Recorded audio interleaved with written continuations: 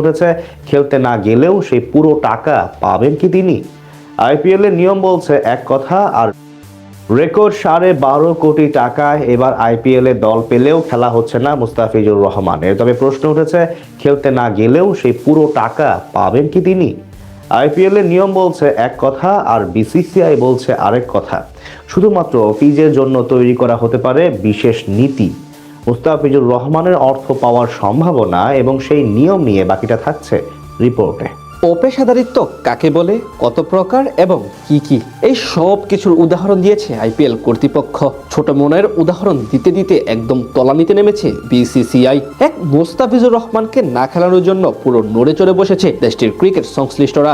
Record 12 কোটি টাকা দিয়ে ফিজকে দলে ভিড়িয়েছিল কলকাতা নাইট রাইডার্স। তবে বোর্ডের নির্দেশে শেষ পর্যন্ত তাকে বাদ দিতে এক প্রকার বাধ্য হয়েছে ফ্র্যাঞ্চাইজিটি। সেখান থেকে এখন প্রশ্ন উঠেছে, নিলাম থেকে বিকৃত হওয়া সেই 9 কোটি 20 লাখ রুপি বা 12.5 কোটি টাকা তিনি পাবেন কিনা? আইপিএল এর নিয়মই বা কি বলছে, অথবা এখানে আইসিসি হস্তক্ষেপ করতে পারবে কিনা? আইপিএল শুরু হবে 26 মার্চ, শেষ হবে 31 মে। প্রায় এই পুরো সময়ের জন্যই তাকে কলকাতা নাইট রাইডার্সের হয়ে খেলতে অনাপত্তিপত্র দিয়েছিল বাংলাদেশ ক্রিকেট বোর্ড।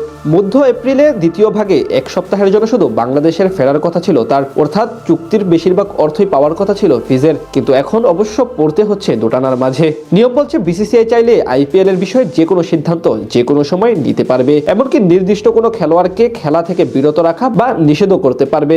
তবে মুস্তাফিজের বিষয়টি নজিরবিহীন। এর আগে কোনো খেলোয়াড়কে নিলামের মাধ্যমে দলভুক্ত করে ফেলার পর শুধুমাত্র নিজেদের অভ্যন্তরীণ বিষয়ের কারণে সরিয়ে দেওয়া হয়নি। তাই এদিক থেকে নতুন করে সিদ্ধান্ত নিতে হবে দেশটির ক্রিকেট বোর্ডকে। সেখান থেকে তাদের বেছে নিতে হবে আইপিএল এ নো প্লে নো পে বা খেলা না হলে বেতন নয় এই নিয়মকে। এই নিয়ম তখনই প্রযোজ্য যখন কোনো খেলোয়াড়কে নিলাম থেকে কেনার পর তিনি একটি ম্যাচও না খেলেই টুর্নামেন্ট থেকে সরে যান। এই সরে যাওয়া হতে পারে চোট বা অন্য যে কোনো কারণে। এ ধরনের ঘটনায় খেলোয়াড়টিকে কোনো পারিশ্রমিক দেওয়া হয় না। তবে যেহেতু ফিজ নিজের ইচ্ছায় টুর্নামেন্ট থেকে সরে যায়নি, উল্টো বিসিসিআই নিজেদের অপেশাদারের প্রমাণ দিয়ে এমন সিদ্ধান্ত নিয়েছে, তাই এক্ষেত্রে বিষয়টি ভিন্ন রকম।